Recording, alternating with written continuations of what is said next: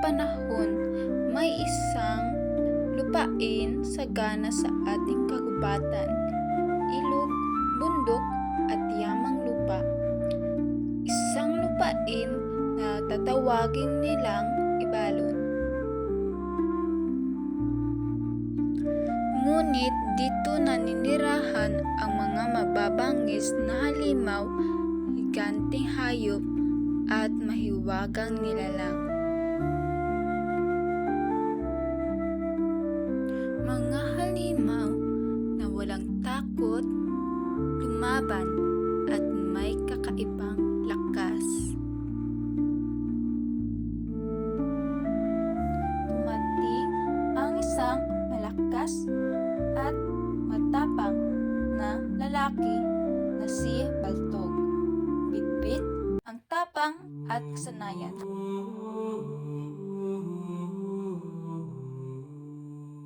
Araw-araw siyang nagtatanim ng paborito niyang halaman.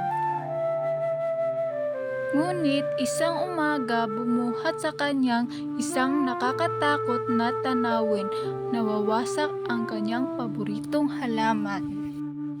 May nakita siyang mga bakas, ngunit hindi ito ordinaryong paa. Ito ay malalaki, halata mula sa isang tabuhalang nilalang. Sumunod siya sa bakas at nakita niya isang halimaw, baboy ramo na kilala sa tawag na tandayak. Ang katawan nito ay kasing laki ng isang maliliit na bahay at may matalim na sibat.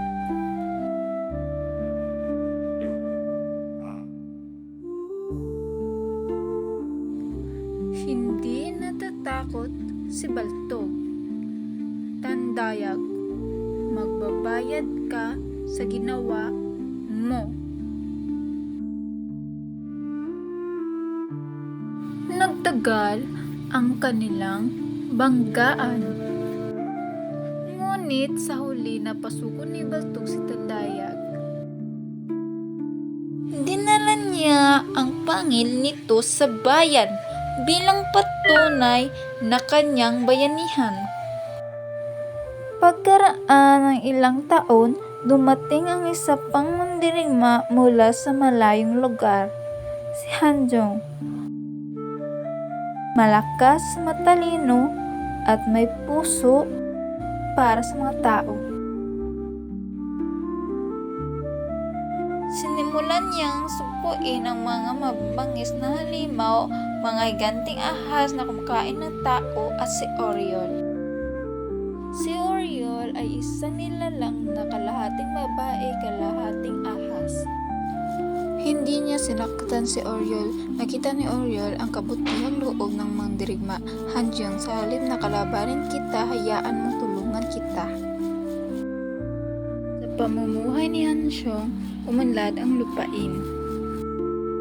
Nagtatayo sila ng mga bahay, nagtatanim ng palay, gumawa sila ng bangka.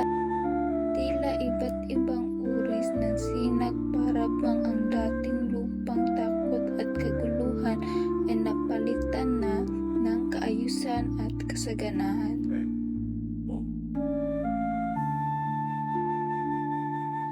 Ngunit dumating ang pinabagong bantang, isang tambuhalang halimaw na tinatawag na Rabon. Si Bantong, isa sa mga tauhan ni Hanjong, ang marap sa panganib.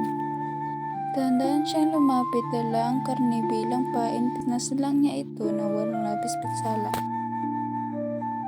Dumating ang pagsunod-sunod na kalamidad, malakas na lindol, malawak na pagbaha at pagsabog ng bulkan. Marami sa kanilang tinatayo ay nawawasak.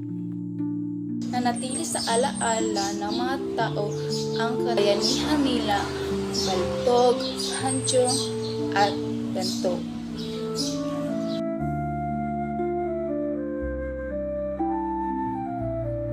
Mga simbolo ng tapang, talino at pagtutulungan, isang paalala kung gaano kalaki ang pagsubok sa tapang, talino at pagkakaisa, walang laban na hindi kayang mapagtagumpayan.